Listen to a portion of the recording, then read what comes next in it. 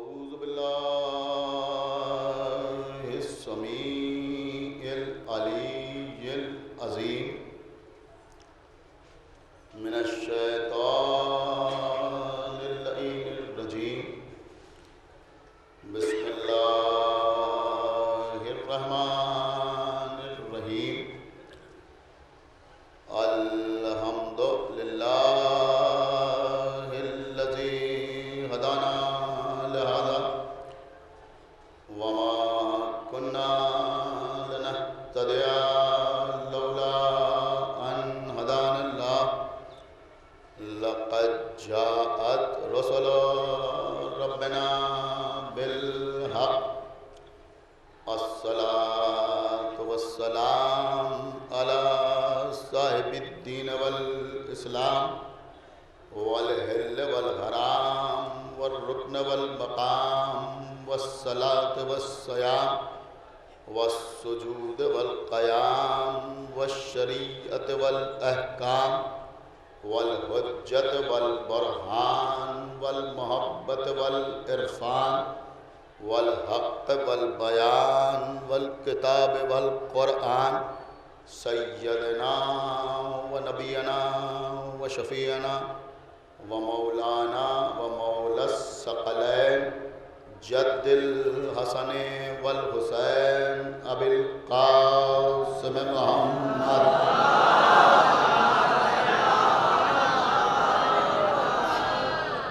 وعلى أهل بيته الطيبين الطاهرين المعصومين المظلومين المنتخبين المنتجبين الذين أذهب الله عنهم الرجس وطهرهم تطهيرا.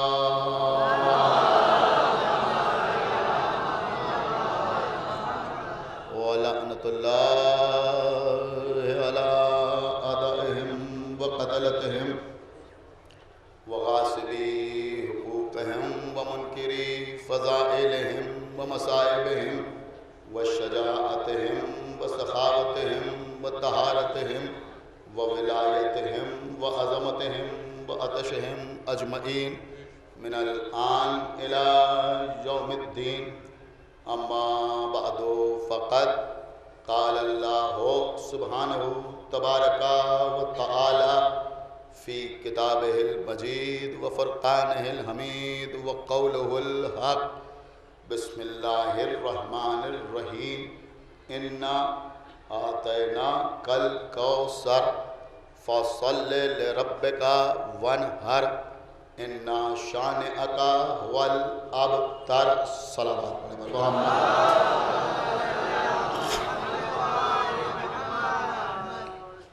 حضرات، اس سال اس امام باڑے کے اس قدیم ترین عشرہ مجالس کا موضوع ہے اہل بیت اور قربانی. اس موضوع کے لیے میں نے قرآن مجید کے سب سے چھوٹے سورے یعنی سورہ کوثر کو منتخب کیا ہے، اس لیے کہ سورہ کوثر میں ذکر اہل بیت بھی ہے اور حکم قربانی بھی ہے. صلوات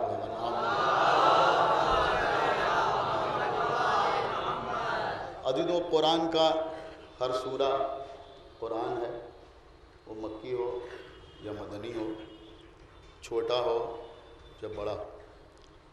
قرآن کا سب سے بڑا سورہ سورہ بقرہ ہو تو وہ بھی قرآن ہے، اور سب سے چھوٹا سورہ سورہ کوثر ہو تو وہ بھی قرآن. 114 سوروں میں سب سے مختصر سورہ ہے سورہ کوثر. 3 آیات پر مشتمل یہ سورہ ہے. پہلی آیت ہے بسم اللہ الرحمن الرحیم. انا اعطینا کل کوثر، یعنی اللہ بسم اللہ الرحمن الرحیم کے بعد کہہ رہا ہے کہ ہم نے آپ کو کوثر عطا کیا ہے. فصل لربک وانحر، اس نعمت اس انعام کے شکرانے کے طور پر آپ نماز پڑھیں اور قربانی پیش کریں۔ اِنَّ شَانِئَکَ هُوَ الْأَبْتَرُ، آپ ابتر نہیں ہیں، آپ مقتول نسل نہیں ہیں، بلکہ آپ کے دشمن ابتر ہیں اور مقتول نسل ہیں۔ عزیزوں، اول پیغام کی صورت میں آپ تک یہ بات پہنچانا چاہتا ہوں کہ جس طرح سے کتابوں میں اور تفاسیر میں مختلف سوروں کی تلاوت کا ثواب اور ان کی فضیلت درج ہے، اسی طرح سورہ کوثر کے سلسلے میں بھی تفاسیر میں اقوال معصومین کی روشنی میں یہ درج ہے کہ سورہ کوثر کی تلاوت کا کیا اجر ہے۔ پیغمبر اسلام حضرت احمد مجتبیٰ محمد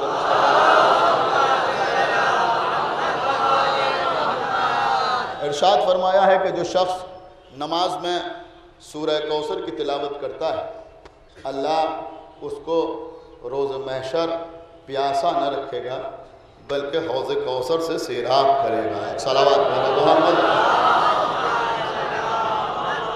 توجہ آپ پیغمبر اسلام نے یہ بھی ارشاد فرمایا، بہت توجہ کے ساتھ سنیے گا، کہ اس سورے کی فضیلت یہ ہے کہ سورے کی تلاوت کا اجر عید الاضحیٰ میں قربانی دینے والے تمام کے تمام مسلمانوں کی تعداد سے 100 گنا زیادہ ہے۔ صلوات علی محمد۔ سمجھنا ہے، دیکھیے اللہ رحمان اور رحیم ہے، تو سورہ کوثر کی تلاوت کا یہ ثواب بیان کیا گیا۔ اب ایک چیز میں اور آپ کے سامنے بیان کر دوں، ہو سکتا ہے ان بچوں نے نہ سنی ہو، کہ تفسیر نور الثقلین میں پیغمبر کی یہ حدیث بھی موجود ہے کہ پیغمبر اسلام نے فرمایا کہ اگر کوئی جانور، کسی کا جانور بیمار ہو اور اٹھ نہ پا رہا ہو، تو پیغمبر اسلام نے فرمایا کہ اس کے داہنے کان میں اور بائیں کان میں 3 مرتبہ سورہ کوثر کی تلاوت کرو، اور تلاوت کرنے کے بعد اس جانور کو ہلکی سی ٹھوکر لگاؤ تو وہ اٹھ بیٹھے گا۔ ایک صلوات پڑھیں محمد، ایک صلوات اور پڑھیں محمد یہاں سمجھدار مجمع میرے سامنے بیٹھا ہوا ہے الحمدللہ۔ ان 10 دنوں کی مجالس میں اگر آپ حضرات نے سماعت فرمایا تو چند باتیں میں آپ کی خدمت میں عرض کرنے کی کوشش کروں گا، اس لیے کہ یہ ایام اعزاں آئے ہیں فضائل و مصائب اہل بیت کے لیے، چند باتیں آپ کی خدمت میں عرض ہیں، پوری توجہ آپ حضرات کی چاہتا ہوں۔ تو وہ جانور اٹھ بیٹھے گا اگر اس کے کان میں 3 مرتبہ سورہ کوثر کی تلاوت کرو، 3 مرتبہ داہنے کان میں، 3 مرتبہ بائیں کان میں، اور اس کو ہلکی سی ٹھوکر لگاؤ تو جانور اٹھ بیٹھے گا۔ دیکھیے اس طرح کی بہت سی احادیث ہیں اور ان میں کسی قسم کا شک اور شبہ نہیں کیا جا سکتا۔ اب ہو سکتا ہے کوئی کہے کہ صاحب ہم نے ایسا کیا لیکن ایسا نہیں ہوا، تو میں یہ بھی آپ کے سامنے عرض کروں کہ دنیا میں کوئی بھی دوا بنتی ہے تو اس کے ساتھ ٹرمز اینڈ کنڈیشنز اپلائیڈ ہوتے ہیں۔ ایک صلوات پڑھے محمد و آل محمد، سمجھنا، ایک بابا بلند صلوات پڑھے محمد و آل محمد۔ معاملات میں جو ٹرمز اینڈ کنڈیشنز ہیں ان کا نام ہے ایمان اور یقین۔ ایک صلوات پڑھے محمد و آل محمد۔ اگر ایمان کے ساتھ اور یقین کے ساتھ کوئی سورہ کوثر کی تلاوت کر کے کسی جانور کو ٹھوکر لگائے تو اگر بیمار جانور ہے تو اٹھ کے کھڑا ہو جائے گا۔ اب آپ نہ بولیں گے تو کون بولے گا؟ ارے بھیا، جب سورہ کوثر کی آیات میں اتنا اثر ہے کہ ہمارا جیسا خاطی انسان اگر سورہ کوثر کی تلاوت کر کے کسی جانور کو ٹھوکر لگائے تو بیمار جانور کھڑا ہو جائے، تو اگر خود ساقی کوثر کسی مردے کو ٹھوکر لگائے، صلوات بر محمد و آل محمد۔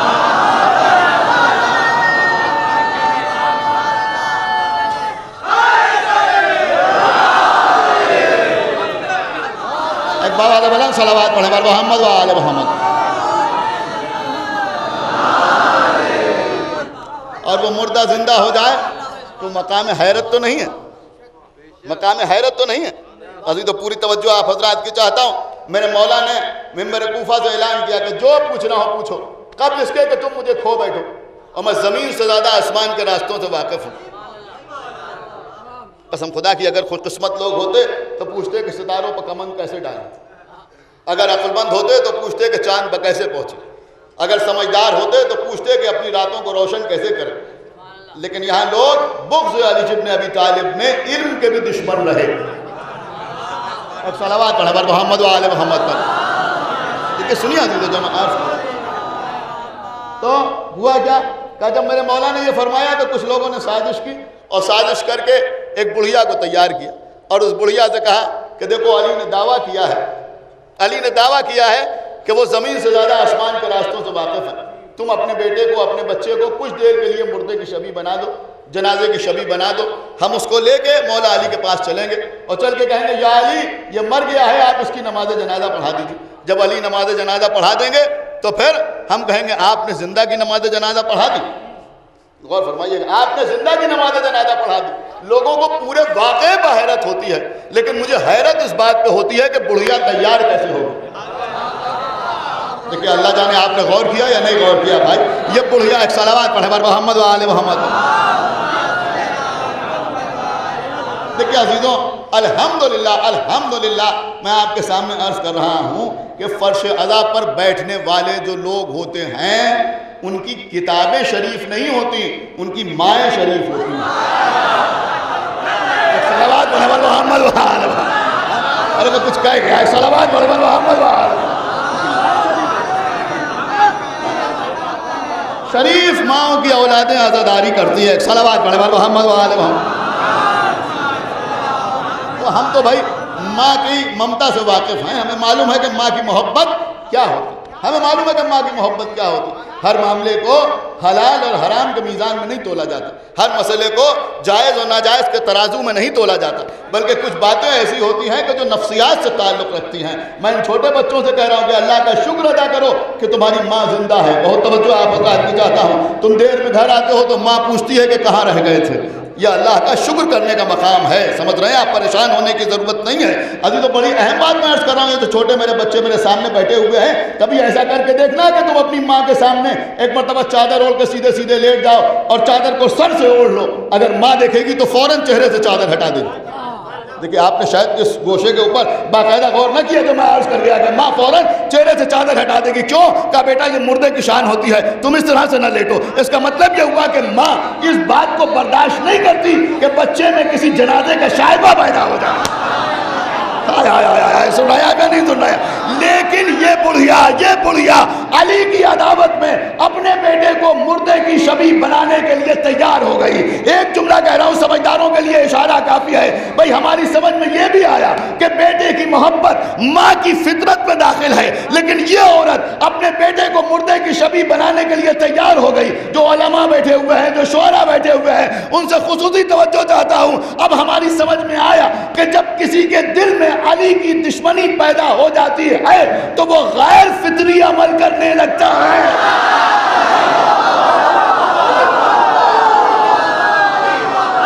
صلوات پڑھے محمد و آل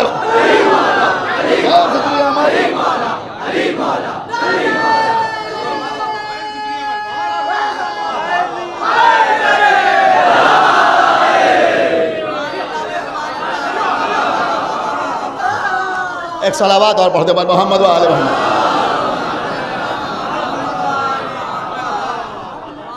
تو یہ بڑھیا تیار ہو گئی, اپنے بیٹے کو جنازے کی شبیہ بنایا, لے کے مولا علی کے سامنے آئی. آگے کہا یا علی میرے بیٹے کی نماز جنازہ پڑھا دیجیے.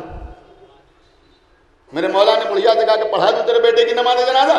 کہاں پڑھا دی. ایک مرتبہ علی نے لوگوں کی طرف دیکھا اور اس کے بعد فرمایا بھائیوں آؤ نماز پڑھو, یہ میت ہے. بھائی ہم تو سمجھ گئے کہ کیا ہو گیا نا. علی نے کہہ دیا کہ یہ میت ہے. میرے مولا نے نماز پڑھائی. جب نماز پڑھا چکے تو لوگ ہنسنے لگے, کھلکھلانے لگے. کہ بھائی ہنس کیوں رہو, کھلکھلا کیوں رہو؟ کہ یا علی آپ آسمان کی باتیں جانتے ہیں, چادر کے نیچے کی بات نہیں جانتے. ارے کمقلوں اس سے کہہ رہا ہوں چادر کے نیچے کی بات نہیں جانتے. جو چادر کے نیچے آ جائے تو آیا تطہیر نازل ہو جائے.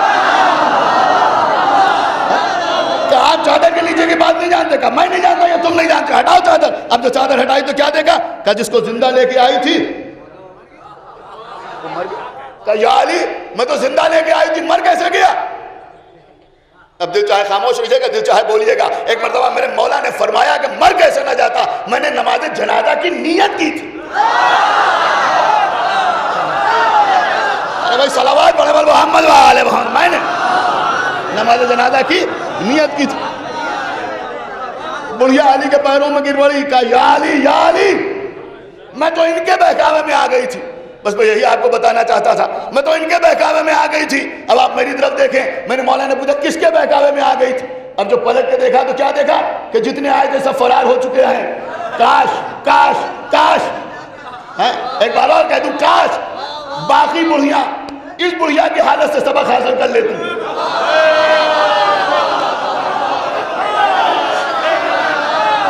ارے بھائی صلوات پڑھے بر محمد وآل محمد. کہ لوگ علی کے مقابلے پر لے تو آتے ہیں لیکن جب وقت پڑتا ہے تو سب فرار کر جاتے ہیں. اب بڑھیا نے علی کے قدم پکڑے, علی نے ٹھوکر لگائی, وہ بیٹا زندہ ہو گیا. اب سمجھ میں آیا کہ علی کی نیت میں موت ہے, علی کی ٹھوکر میں حیات ہے. اور فرمایا اپنے علی کی ٹھوکر میں حیات ہے. کیوں؟ کہ علی ساقی کوثر کا نام ہے. جب سورہ کوثر کی یہ فضیلت ہے تو پھر ساقی کوثر کا اختیار کیا ہو. بہرحال یہ بات آ گئی تھی تو میں نے آپ کے سامنے عرض کر دی. آج تمہیدی مجلس ہے, ایک دو باتیں میں آپ کی خدمت میں عرض کر کے بات کو تمام کر دوں. نہایت سمجھدار مجمع یہاں آتا ہے, سننے کے لیے آتا ہے, مجلس سننے کے لیے آتا ہے, اور ظاہر سی بات ہے کہ میں آپ کے سامنے مجلس ہی پہنچ سکتا ہوں. بہت توجہ آپ حضرات کی. اللہ پیغمبر سے کیا کہہ رہا ہے؟ اِنَّا أَعْطَيْنَاكَ الْكَوْثَرَ. دیکھیں اب آغاز ہو رہا ہے انشاءاللہ. 9 دن آپ کے سامنے سورہ کوثر کے حوالے ہی سے گفتگو ہوگی, اور بہت سی چیزیں اور بہت سے نکات جو مولا نے عطا کیے ہیں آپ حضرات کی خدمت میں عرض کروں گا. آج عزیزو صرف اتنی بات کہ جب ہم آپس میں ایک دوسرے کو مخاطب کرتے ہیں تو آپ کہہ کے مخاطب کرتے ہیں, جناب کہہ کے مخاطب کرتے ہیں, قبلہ کہہ کے مخاطب کرتے ہیں. اگر کوئی برابر والا ہے تو اسے تم کہہ کے مخاطب کرتے ہیں. ہمارے یہاں یا یوں سمجھے کہ ہمارے علاقوں میں اگر کسی کو تو کہہ کے مخاطب کیا جائے تو یہ بات خلاف احترام. کبھی آپ نے سوچا کہ جب ہم کسی کو صاحب عزت سمجھتے ہیں تو ہم اس کو تو کہہ کے مخاطب نہیں کرتے, لیکن جب ہم رب العزت سے گفتگو کرتے ہیں, ایک صلوات پڑھیں بر محمد وآل محمد. وہ صاحب عزت نہیں ہے, وہ رب العزت ہے. جب اس سے گفتگو کرتے ہیں, کبھی آپ نے کوئی ایسی دعا کی کہ پروردگار آپ ہمیں ایک بیٹا عطا کر دیجئے. کبھی آپ نے کہا کہ اے اللہ ہم کو ایک مکان دے دیجئے. دے دیجئے نہیں, دے دو بھی نہیں کہتے, نہ آپ نہ تم, بلکہ اللہ کو جب مخاطب کرتے ہیں تو کیا کہتے ہیں؟ اے پروردگار ہمیں مکان عطا کر دے. سنیے جو میں عرض کر رہا ہوں, ہمیں مکان عطا کر دے. دیکھیں پڑھے لکھے لوگوں کے لیے مجلس ہے. ہمیں مکان عطا کر دے, ہمیں اولاد دے دے, تو ہمیں عزت دے دے, تو ہمیں شہرت دے دے, تو ہماری حفاظت فرما, تو ہماری نماز کو قبول فرما. تو یہ اللہ کو تو کہہ کے کیوں مخاطب کیا جا رہا ہے؟ کہ اللہ کو تو کہہ کے اس لیے مخاطب کیا جا رہا ہے کہ ہم اپنے عقیدہ توحید کے آئینے کو دھندلا نہیں ہونے دینا چاہتے. سمجھ رہے ہیں آپ؟ ایک صلوات پڑھے بر محمد وآل محمد. بات سمجھ رہے ہیں آپ یا نہیں سمجھ رہے ہیں؟ اگر اللہ کو آپ کہہ کے مخاطب کریں گے تو وہاں دوسرے کی شرکت کا شائبہ پیدا ہو جائے گا. اس لیے اللہ کو تو کہہ کے مخاطب کیا جاتا ہے کہ وہ ایک ہے اور بس ایک ہے. وہ خالی واحد نہیں ہے بلکہ احد ہے, اس لیے اللہ کو تو کہہ کے مخاطب کیا جاتا ہے. اب آپ مجھے بتائیں کہ تم کے مقابلے میں ہم آتا ہے, سمجھ رہے ہیں, اور میں کے مقابلے تو کے مقابلے میں آتا ہے. تو جب ہم اللہ کو آپ اور تم نہیں کہہ سکتے, تو کہتے ہیں, تو پھر اللہ بھی قرآن میں جہاں گفتگو کرے وہاں اپنے لیے میں کا لفظ استعمال کرے. سمجھ رہے ہیں آپ یا نہیں سمجھ رہے میں کیا عرض کر رہا ہوں؟ لیکن ہم نے دیکھا کہ کہیں اللہ اپنے لیے میں کہتا ہے اور کہیں اللہ اپنے لیے ہم کہتا ہے. پڑھیے قرآن مجید, کہیں میں کہیں ہم. وَمَا خَلَقْتُ الْجِنَّ وَالْإِنسَ إِلَّا لِيَعْبُدُونَ. میں نے جن و انس کو خلق نہیں کیا مگر اس لیے کہ وہ ہماری عبادت کریں. یہاں کیا کہا جا رہا ہے؟ میں. سورہ قدر پڑھیے, إِنَّا أَنزَلْنَاهُ فِي لَيْلَةِ الْقَدْرِ. ہم نے اس قرآن کو لیلۃ القدر میں نازل کیا. ایک صلوات پڑھے بر محمد وآل محمد. سمجھ رہے ہیں عزیزوں؟ دیکھیں یہاں ماشاءاللہ عربی جاننے والے حضرات بھی بیٹھے ہوئے ہیں, اس کو کہتے ہیں متکلم مال غیر. اللہ کہہ رہا ہے ہم نے اس قرآن کو شب قدر میں نازل کیا. اِنَّا أَنزَلْنَاهُ فِي لَيْلَةِ الْمُبَارَكِ. ہم نے اس کو مبارک رات میں نازل کیا. اور عرض کروں انا نحن نزلنا الذکر وانا لہ لحافظون.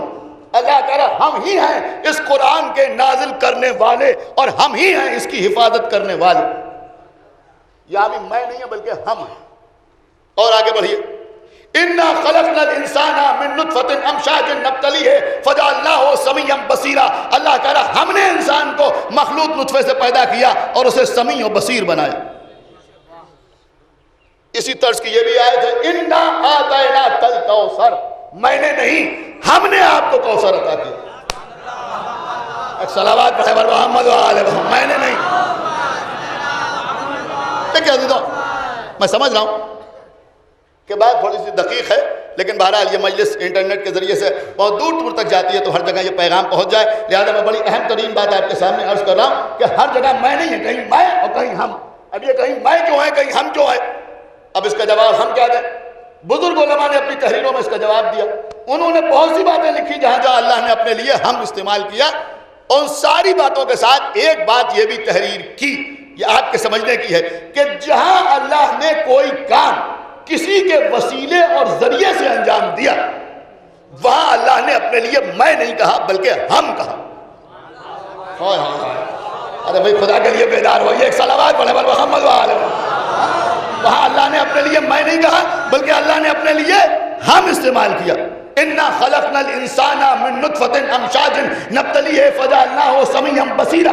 چونکہ اللہ نے انسان کو ماں باپ کے وسیلے سے پیدا کیا لہذا اللہ کہہ رہا میں نے نہیں بلکہ ہم نے انسان کو پیدا کیا. تو یہ ہم بتا رہا ہے کہ خلقت میں ماں باپ وسیلہ ہیں. چونکہ نزول قرآن میں جبرائیل کو وسیلہ بنایا لہذا کہا انا انزلناہ فی لیلۃ القدر. میں نے نہیں بلکہ ہم نے اس قرآن کو شب قدر بنا دیا.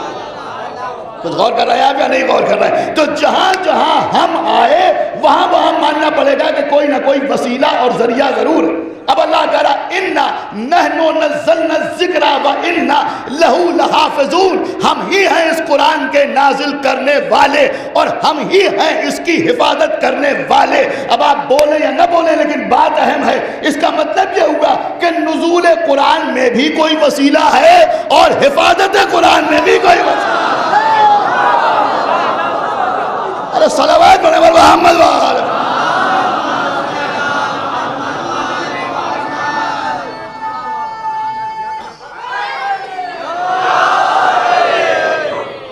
ایک صلوات اور پڑھ دے بر محمد و آل محمد. دیکھیں قبلہ یہ ہوا میں بات نہیں ہو رہی جو میں عرض کر رہا ہوں. آپ سمجھ رہے ہیں نا کہ اس کا مطلب یہ ہوا کہ نزول قرآن میں بھی کوئی وسیلہ ہے اور حفاظت قرآن میں بھی کوئی وسیلہ ہے. اب نزول قرآن میں وسیلہ کسے بنایا؟ کہ نزول قرآن کے لیے اللہ نے وسیلہ بنایا جبرائیل کو. اس لیے کہ ہم کیا سن رہے ہیں آپ؟ جبرائیل کون ہے؟ کہ جبرائیل فرشتہ ہے. سب سے بڑی بات کیا ہے؟ کہ معصوم ہے. اب دیکھتا ہوں کون خاموش رہے گا. ارے بھیا جب اللہ نے نزول قرآن میں کسی غیر معصوم کو وسیلہ نہیں بنایا تو حفاظت قرآن کے لیے کیا غیر معصوم؟ ایک صلوات پڑھے بر محمد و آل محمد.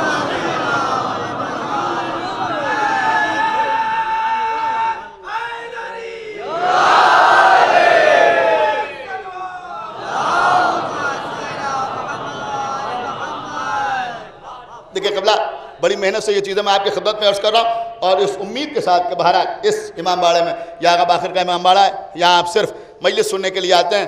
لہذا میں چاہتا ہوں کہ جو آیا ہے وہ مایوس نہ جائے. پوری توجہ آپ حضرات کی چاہتا ہوں. مولانا فرمان علی صاحب کے قرآن میں دیکھیے انہوں نے حاشیے پر تحریر کیا ہے کہ یہ جو آیت ہے انا نحن نزلنا الذکر وانا لہ لحافظون, انہوں نے لکھا ہے کہ اس میں ذکر سے مراد قرآن بھی ہے اور بعض مفسرین نے لکھا ہے کہ ذکر سے مراد ذات پیغمبر بھی ہے. کیا سن رہے ہیں آپ کچھ غور کر رہے ہیں یا نہیں غور کر رہے ہیں؟ خدا کے لیے توجہ فرمائیے گا. تو اب اگر اس سے مراد ذات پیغمبر ہے تو ترجمہ کیا ہوگا؟ اللہ کہہ رہا ہے کہ ہم ہی نے اس ذکر کو نازل کیا, یعنی ہم ہی نے محمد کو رسول بنا کے بھیجا. سنایا یا نہیں سنایا؟ ہم ہی نے محمد کو دنیا میں بھیجا اور ہم ہی ہیں ان کی حفاظت کرنے والے. تو اگر ذکر سے مراد قرآن ہے تو نزول میں جبرائیل وسیلہ ہیں. کیا سنایا؟ حفاظت میں اہل بیت وسیلہ ہے. اور اگر ذکر سے مراد محمد ہیں تو نزول میں عبداللہ اور آمنہ وسیلہ ہے، حفاظت میں ابو طالب وسیلہ.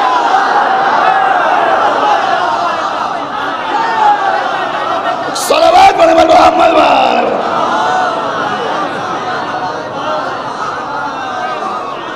ایک صلوات اور پڑھیں محمد والے.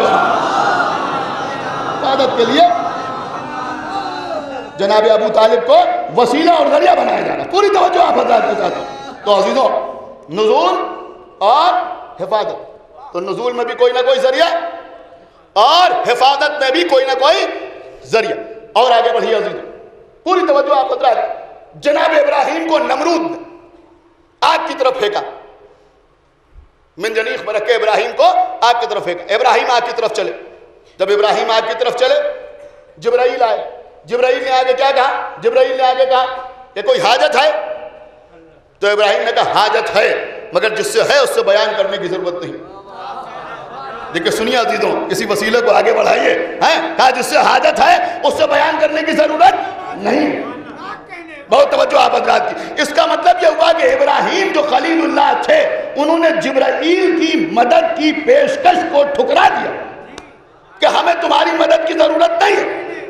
ہم جس کی محبت میں آگ کی طرف جا رہے ہیں وہی مدد کرنے والا، ہمیں تمہاری مدد نہیں چاہیے. لیکن جب ابراہیم آگ کے اوپر آئے، پڑھیے قرآن، قلنا یا نار کونی بردن وسلام علی ابراہیم. اللہ کیا کہہ رہا ہے کہ ہم نے کہا، میں نے نہیں کہا. آپ نے غور ہی نہیں کیا میں کیا عرض کر رہا ہوں. خدا یہ نہیں کہہ رہا ہے کہ میں نے کہا، بلکہ اللہ کہہ رہا ہے کہ ہم نے کہا کہ آگ تو ٹھنڈی ہو جا اور ابراہیم سلامت رہیں. خدا کے لیے توجہ فرمائیے گا، یہاں بھی میں نے نہیں بلکہ ہم نے نہیں توجہ فرما رہا ہے. اس کا مطلب یہ ہوا کہ یہ جملہ بھی کسی کے وسیلے سے کہا گیا. خدا کے لیے بھائی وقتوں بیدار ہو جائیے، کسی کے وسیلے سے کہا گیا. اب اگر یہاں کوئی کہے کہ جبرائیل وسیلہ ہے تو ہم اس لیے نہیں مانیں گے کہ جبرائیل وسیلہ ہو نہیں سکتے. ابھی جبرائیل کی مدد کو ابراہیم ٹھکرا چکے ہیں کہ تم سے مدد نہیں چاہیے. تو جب تم سے مدد نہیں چاہیے تو اللہ اگر جبرائیل کو وسیلہ بنائے گا تو یہ ابراہیم کی توہین ہوگی. تو اب کوئی ایسا وسیلہ ہو جو جبرائیل سے بھی افضل ہو. سنایا کہ نہیں سنایا؟ جب جبرائیل سے بھی افضل ہو تو اب ابراہیم کو آگ سے بچانے کے لیے اللہ کہہ رہا ہم نے کہا کہ آگ تو ٹھنڈی ہو جا. تو اب اس ہم میں اللہ اسی کو وسیلہ بنائے گا جو جبرائیل سے افضل ہو. تو اب جبرائیل سے افضل کائنات میں کون ہے؟ کہ معراج کی منزل پر معلوم ہوا جب جبرائیل نے کہا کہ اب اگر میں آگے جاؤں،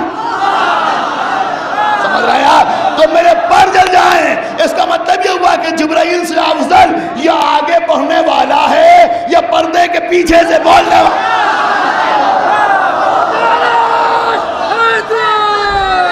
پردے کے پیچھے سے بولنے والا.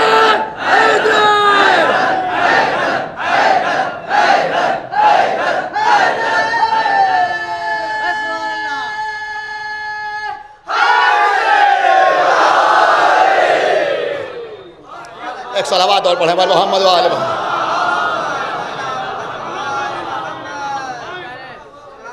دیکھیے عزیزوں، تو اب یہاں لفظ کیا استعمال ہوا؟ ہم نے کہا. تو ایک بات سمجھ میں آئی کہ اس ہم نے ابراہیم کو آگ سے بچا لیا. دیکھیں میں کہاں لے آیا آپ غور ہی نہیں کر رہے ہیں. ہم کا مطلب کیا ہوا؟ آج کل الگ الگ تعویلیں کی جاتی ہیں. میں نے کہا ہاں سے ہندو، میم سے مسلمان. ہم ایک صلوات پڑھیں محمد وآل محمد. ماں سے مسلمان ہم ہو گئے. سمجھ رہا؟ تو یہ وہ اللہ ہم نہیں بلکہ اللہ کہہ رہا ہم نے کہا کہ یا نار کونی بردن وسلام علی ابراہیم. تو اب اس ہم میں کون کون شامل؟ یہ تو ماننا پڑے گا کہ اللہ نے کسی وسیلے سے کہا. کیا سمجھا آپ؟ کہا اللہ نے لیکن کسی کے وسیلے سے کہا.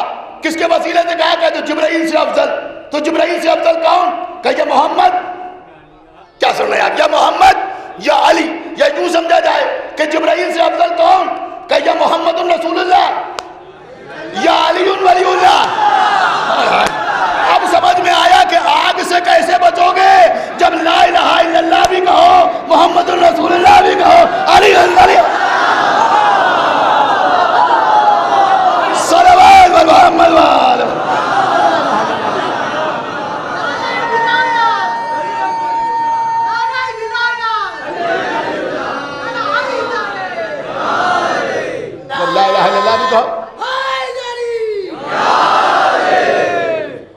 لا الہ الا اللہ بھی کہو اور محمد رسول اللہ بھی کہو اور علی ولی اللہ بھی.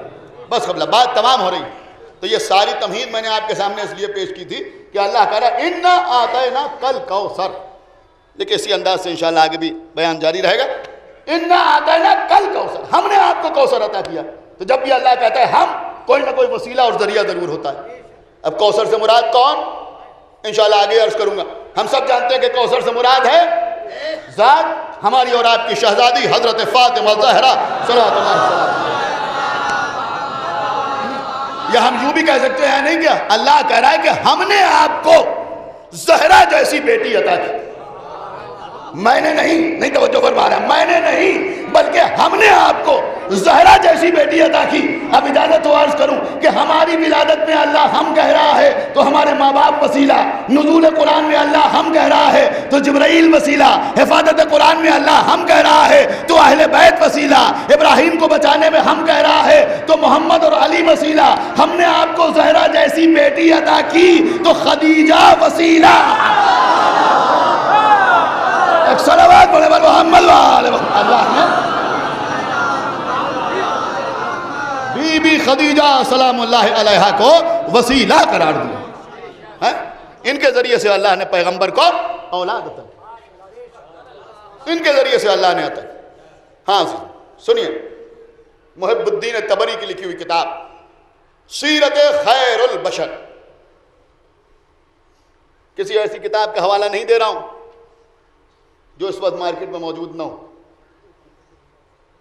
مخصوص لائبریریز کی زینت ہو, بلکہ محب الدین تبری کی تلخیص دیوبند سے چھپی ہے, ابھی چھپی ہے, اور ترمیمات کے ساتھ چھپی ہے. یعنی اس پہ لکھا ہوا ہے, ایک صلوات پڑھے محمد والے,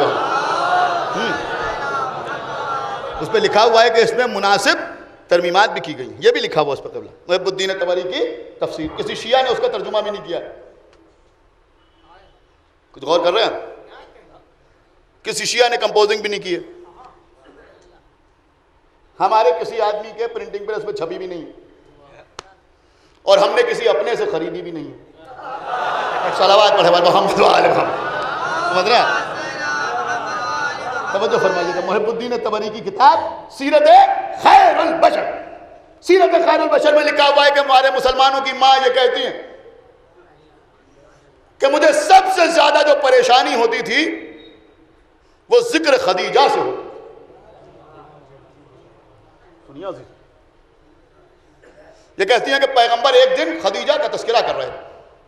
دیکھیں یہ واقعہ تو آپ نے سنا ہوگا, لیکن آخر میں ایک ٹکڑا ہے جو عرض کرنے کے لیے آپ کو زحمت دے رہا ہوں, اسی کتاب کے حوالے سے عرض کر رہا ہوں.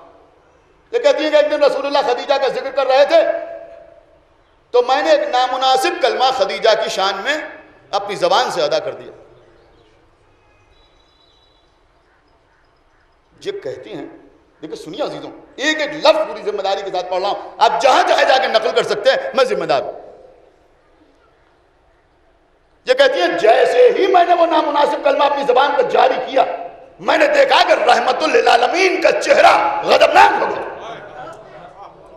اور مجھے ایسا لگا کہ کہیں ایسا نہ ہو کہ میرے اوپر اللہ اور اس کے رسول کا عتاب نازل ہو جائے. تو یہ کہتی ہے کہ میں نے منت مانی. دیکھیں آج لوگ منت کا مذاق اڑاتے ہیں, سمجھ رہے ہیں, خدا کے لیے توجہ فرمائیے گا. اب بھیا ہماری اماں منت نہیں مانتی, تمہاری اماں نے بھی منت. صلوات پڑھے محمد والے محمد. تمہاری اماں نے بھی منت. یہ کہتی ہے کہ ہم نے منت مانی. کیا منت مانی؟ سنیے عزیزو سنیے, یہ کہتی ہے فوراً ہم نے منت مانی کہ اگر آج میں عذاب الہی سے محفوظ رہ گئی تو میں ساری زندگی کبھی خدیجہ کی شان میں کوئی گستاخانہ کلمہ اپنی زبان پر نہیں لاؤں. یہ کہتی ہے میں صرف رسول کے چہرے کی طرف دیکھ رہی تھی. ایک مرتبہ رسول اللہ نے کہا تم نے کیا کہا؟ دنیا کی کوئی عورت خدیجہ کا مقابلہ نہیں کر سکتی. اس لیے کہ جب میں مفلس تھا تو اللہ نے خدیجہ کے ذریعے مجھے غنی کیا. جب ساری دنیا, دیکھیں یہ میرے نہیں ہے, پیغمبر کے الفاظ ہیں, سن رہے ہیں, جب ساری دنیا میری تکذیب کر رہی تھی تو خدیجہ نے میری تائید و تصدیق کی اور مجھ پر ایمان لائی۔ اب اس کے بعد کا پیغمبر کا جملہ آپ جانیے، آپ پہ کام جانے، لیکن جملہ بڑے غضب کا ہے کہ پھر پیغمبر اسلام نے فرمایا کہ اللہ نے خدیجہ کے ذریعے سے مجھے اولاد عطا کی اور تم کو محروم رکھا۔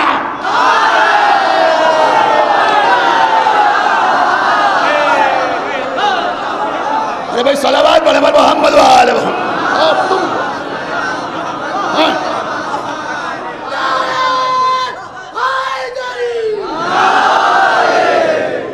ایک صلوات اور پڑھیں محمد و آل محمد۔ ایک صلوات اور پڑھ دیں محمد و آل محمد۔ کہ خدیجہ کے ذریعے سے مجھ کو اولاد عطا کی اور تم کو محروم رکھا۔ دیکھیں یہاں تک تو ہم نے بھی علماء سے سنا تھا، آپ نے بھی سنا ہوگا، ذاکرین سے سنا تھا، لیکن محب الدین تبری کی کتاب میں اس کے آگے مرتضیٰ آپ سنیے گا، اس کے آگے ایک بڑا خوبصورت جملہ ہے، اور وہ جملہ یہ ہے کہ یہ کہتی ہیں کہ اس واقعے کے بعد سے، خدا کے لیے کان کھول کے دل کھول کے سنیے گا اور بولیے گا، یہ کہتی ہیں کہ اس واقعے کے بعد سے رسول اللہ 1 مہینے تک روزانہ صبح شام بلا ناغہ میرے سامنے خدیجہ کے قصیدے پڑھتے رہے۔ ارے بھائی صلوات پڑھیں محمد و آل محمد۔ 1 مہینے بابا بلند صلوات پڑھیں محمد و آل محمد۔ سمجھ رہے ہیں؟ اس خدیجہ کی بیٹی زہرا، اللہ کہہ رہا ہے ہم نے آپ کو زہرا جیسی بیٹی عطا کی، لہذا آپ نماز پڑھیے اور قربانی پیش کی۔ عزیزوں، یہ محرم یہ بتانے کے لیے آتا ہے کہ اسلام قتل و غارت گری کا مذہب نہیں، دہشت گردی کا دین نہیں ہے، یہ قربانی کا دین ہے۔ ہمارے اور آپ کے آقا حسین نے ساری کائنات کو قتل کر کے دین کو نہیں بچایا، اپنی گردن کٹا کے اسلام کو بچایا۔ عزیزوں، آج پہلی محرم، حسین کی ادا رونے رلانے کے لیے، یہ مجلسیں کیا ہیں؟ یہ تو کوئی امام رضا سے پوچھے۔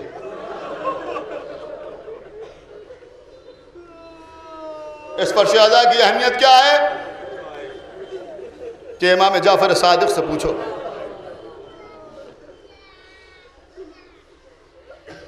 مجلس حسین میں آنے والوں کا احترام کیا ہے، یہ زین العابدین سے پوچھو۔ جو مجلس میں وہاں بیٹھے ہیں جہاں عزاداروں نے اپنی نالینیں اتاری، لیکن آج پہلی محرم، احترام فرش ادا اور احترام مجالس ہماری پہچان ہے، ہماری آئیڈینٹی ہے۔ تبرک سے لے کے فرش ادا تک جتنی چیزیں حسین کی ادا سے منسوب ہیں، سب کا احترام ہم پر لازم ہے، ہم پر واجب ہے۔ مجلسوں میں آئیے تو باوضو ہو کے آئیے، مجلس میں آئیے تو باوضو ہو کے آئیے، پاک و پاکیزہ لباس پہن کے آئیے، منہ میں پان بھر کے یا پان مسالہ بھر کے فرش ادا پہ نہ بیٹھے، اس لیے کہ یہاں حسین کی ماں تھی، میرے بچے پر رونے والے جمع ہوئے ہیں، آواز دیتی ہیں خوشحال ہو تمہارا اس لیے کہ تم اس پر رو رہے ہو جس پر رونے والوں کو کربلا میں رونے نہیں دیا گیا۔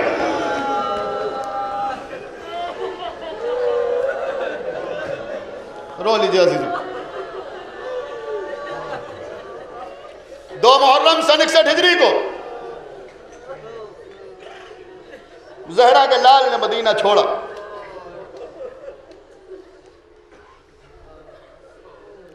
امام حسین نے جانے والوں کی فہرست تیار کی، عباس ہمارے ساتھ جائیں، علی اکبر ہمارے ساتھ جائیں، اور محمد ہمارے ساتھ جائیں، قاسم ابن حسن ہمارے ساتھ جائیں، برادران عباس ہمارے ساتھ جائیں، محمد حنفیہ ہمارے قائم مقام بن کے مدینے میں رہیں گے۔ عبداللہ ابن جعفر یہیں رہیں گے، ہمارے ساتھ نہیں جائیں۔ اگر مکے تک چلے بھی گئے تو مکے سے واپس آ جائیں۔ جانے والی بیویوں کی فہرست بھی بنائی، زینب ساتھ جائیں، ام کلثوم ساتھ جائیں، ام رباب ساتھ جائیں، سکینہ، رقیہ، فضہ ساتھ جائیں، مگر ام سلمہ گھر میں رہیں، ام البنین مدینے میں رہیں، ایک بی بی اور سکینہ ساتھ جائیں گی، سغرا گھر میں رہیں، بیمار سغرا، 6 برس کی بیٹی سغرا کو حسین گھر میں چھوڑ کے جا رہے ہیں۔ دیکھیں جن کی چھوٹی بچیاں ہیں وہ اپنی بچیوں کو ذہن میں رکھ کے مجلس سنیں، جب یاد کیجئے گا تب روئیے گا۔ اے سغرا گھر میں رہیں، حسین فاطمہ سغرا کو چھوڑ کے جا رہے ہیں، سغرا گھر میں۔ عزیزوں یہ حسین کی 6 برس کی بچی کبھی بابا کے پاس آتی ہے، بابا میں تنہا کیسے رہوں، کبھی بھیا علی اکبر کے پاس، بھیا اکبر مجھے چھوڑ کے جا رہے ہیں، کبھی جناب قاسم کے پاس، بھیا قاسم آپ ہی میری سفارش کیجئے۔ عزیزوں عجب عالم ہوتا تھا جب سغرا حضرت عباس کے پاس آتی، چچا عباس، ہر جگہ سے ایک ہی جواب، جو آقا حسین کی مرضی۔ سغرا کبھی زینب کے پاس، کبھی بی بی ام کلثوم کے پاس، کبھی ام لیلہ کے پاس، ہر جگہ سے ایک ہی جواب، جو آقا حسین کی مرضی، جو بھیا حسین کی مرضی۔ ہر بی بی رو رہی ہے، سغرا کو یہی جواب دے رہی۔ مبلغ اعظم مولانا اسماعیل دیوبندی پڑھتے تھے کہ جب حسین چلنے لگے تو آواز دی کہ سغرا گھر کے دروازے پر کھڑی، آنکھوں سے آنسو بہہ رہے ہیں، اب کر چکی ہیں اسرار، تھک گئیں، رو رہی ہیں سغرا، جانے والوں کو دیکھ رہی ہیں۔ حسین نے آواز دی جو بی بی ناقے پر سوار ہو پہلے سغرا کے سر پہ ہاتھ رکھے، چند تسلی و تشفی کے کلمات ادا کرے اور اس کے بعد ناقے بجا کے سوار ہو جائے۔ حسین کا حکم تھا، بیویاں آگے بڑھتی رہیں، ام رباب آگے بڑھیں۔ سغرا ہمیں معلوم ہے علی اصغر کے بغیر تمہارا دل نہیں لگتا، سغرا علی اصغر کو بھی تمہاری گود میں سکون ملتا ہے۔ اے سغرا تم علی اصغر کا جھولا جھلاتی ہو، علی اصغر کو گودی میں گلاتی ہو، لیکن سغرا کیا کرے، آقا حسین کی مرضی یہی ہے کہ اصغر جائیں تم نہ جاؤ، لیکن سغرا ہم تمہیں بھولیں گے نہیں، ہم تمہیں ہمیشہ یاد رکھیں گے۔ اے سغرا کوشش کریں گے اپنے بال بلانے کی۔ سغرا روتی رہیں، ام رباب چلی گئیں، ام لیلہ آئیں۔ سغرا ہم اکبر سے بار بار کہیں گے کہ دیکھو سغرا منتظر مدینہ۔ سغرا نے آہستہ سے کہا اماں خدا حافظ، روتی رہی۔ ام کلثوم آئی، سغرا ہم بھیا عباس کو یاد دلائیں گے کہ اگر ایک سکینہ ساتھ پہ ہے تو ایک بھتیجی مدینہ میں بھی انتظار کر رہی ہے، لیکن جناب سغرا نے کوئی جواب نہ دیا۔ عزیزوں سب سے آخر میں جناب زینب آئیں، سغرا کے سر پہ ہاتھ رکھا، اے بیٹی سغرا تم پریشان نہ ہو، یا تو ہم تمہیں اپنے پاس بلائیں گے یا قافلہ لوٹ کے آئے گا، بس اتنا سننا تھا کہ سغرا کے صبر کا بان ٹوٹ گیا، سر اٹھایا، پھوپھی اماں آپ لوگ مجھے کچھ بتا کے جائیں یا نہ بتا کے جائیں، مجھے سب معلوم ہے، میں جانتی ہوں کہ جو قافلہ جا رہا ہے یہ اب صحیح سلامت واپس نہیں آئے گا۔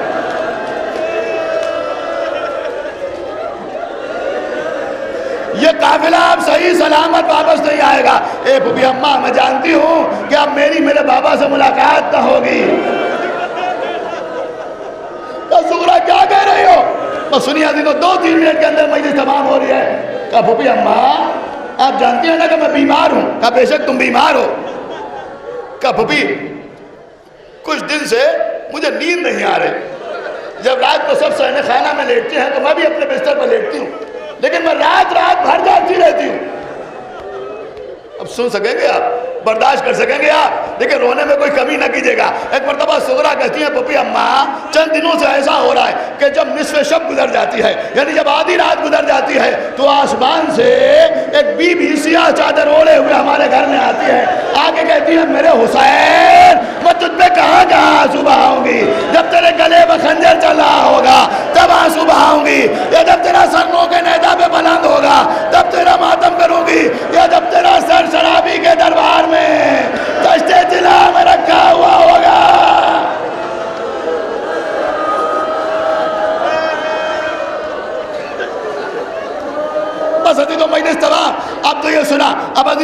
زینب تڑپ کے آگے بڑھی، تڑپ کے زینب پہنچی امام حسین کے پاس، اے بھیا حسین ابھی تک میں نے سفارش نہیں کی، اے بھیا حسین ابھی تک میں نے نہیں کہا، اب میں بھی کہہ رہی ہوں بھیا اگر مناسب ہو تو سغرا کو ساتھ لے کے چلو۔